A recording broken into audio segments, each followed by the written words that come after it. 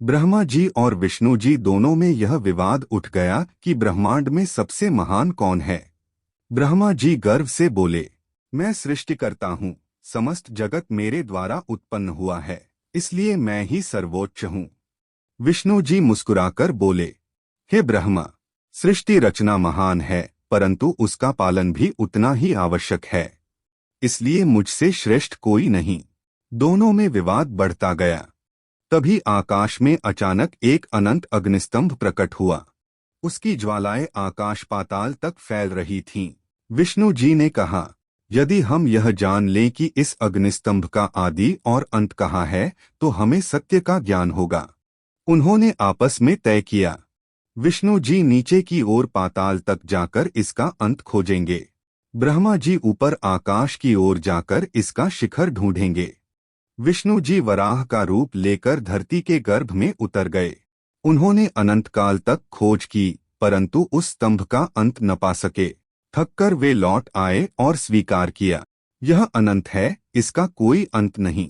उधर ब्रह्मा जी हंस का रूप लेकर ऊपर उड़ते रहे, परंतु उन्हें भी शिखर कहीं नहीं मिला। लंबे समय बाद जब ब्रह्मा जी थककर लौटने ही वाले थे, तभी उन्हें आकाश से धीरे धीरे गिरता हुआ केतकी का एक फूल मिला। केतकी पुष्प बोला, हे ब्रह्मा देव, मैं बहुत पहले इस अग्निस्तंभ के शिखर पर अर्पित किया गया था। वहां से नीचे गिरते गिरते अब यहाँ पहुंचा हूँ।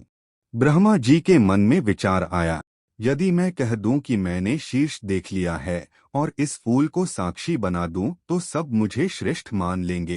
अहंकारवश उन्होंने केतकी से कहा, तुम मेरे साथ चलो और साक्षी बनो कि मैंने शीर्ष देखा है। केतकी ने भी उनकी बात मान ली।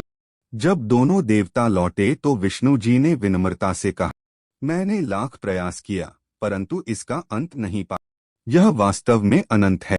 ब्रह्मा जी गर्व से बोले, मैंने इसका शीर्ष देख लिया है और यह केतकी पुष्प इसका साक्षी है।